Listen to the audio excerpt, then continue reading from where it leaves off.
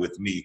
But let's talk about that for a second, man. The tricep tear, coming back, this late in the game, getting the tricep tear. Me personally, I got a little story about me in Canada there again. Me being up in age, I guess I was about 46, 47. And it was after I had pretty much retired. But I came back doing a little angle. And the only thing I did, it was in a promo, was point. And I tore my tricep off the bone. Okay. Okay. All the stuff we do to ourselves. And pointing. That's how I tore it off the bone. But I contribute that to being, later on up in age. As far as yours, how did it happen and what did it feel like? And is it something that you knew immediately, this is something that's not right?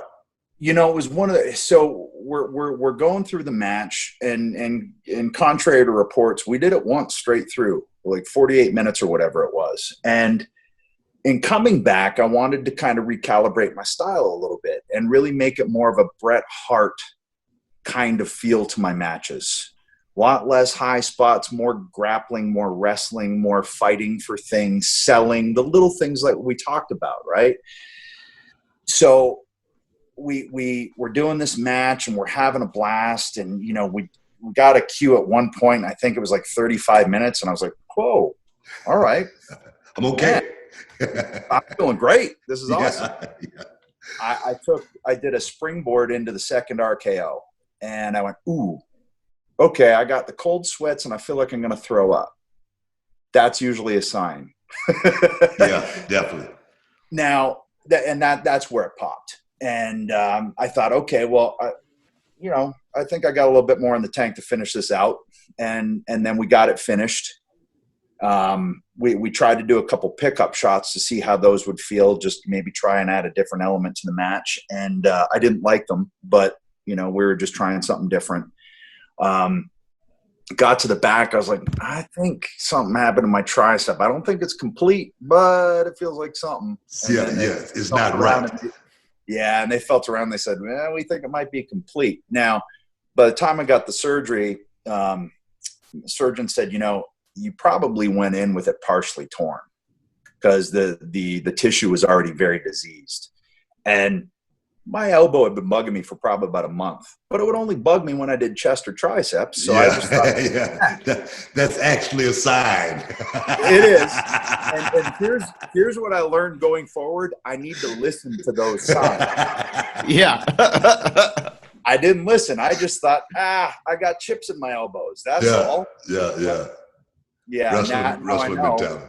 Wrestler mentality, right? What I am happy is that with it going into it partially torn, that I made it a good, 45 minutes through the match before it finally went. So that I could still, was able to finish it out. And because if that had started, 2 minutes in, it would have been hard to pull off the rest of the match. It would have. That's the question, man. That's the question. And people always talk about me as far as, man, but why are you saying this? Why are you saying that? And, because I'm just a realist. As far as, man, is this something you still, want to pursue and finish it? I do, because I want to finish it on my terms. I'm really stubborn on that in this run, I guess. And I really want to, with this, try and show that selling still sells. Because I feel like that's been lost. And don't get me wrong, I'm guilty too. Because you can watch the TLC matches and you can watch it and say, but, and I get it. And I was young and I was there and I did it. But I was always told by the Steve Austins, by the Takers of the world, hey man, if you just slowed down and you tried this and that and this and that. When I started doing that, that's when I started making real money. And I see stuff and I'm like, man, everybody is so athletic, so gifted, doing stuff that I couldn't even fathom, right? I just want to try and show that if you did a quarter of that with all of those little things in between, now you're painting masterpieces that will be able to be around for a while, because you'll have longevity this way. And a guy like Randy, the way he works, man, he figured it out early. Definitely. And why he's still been there. Sure, there's been some shoulder surgeries and things like that, but he is still plugging away at 40 years old. And I still think of him as the kid, but he's 40 now. Yeah. And he's still able to do his thing at the highest level. Because to me right now, nobody's touching him. Yeah.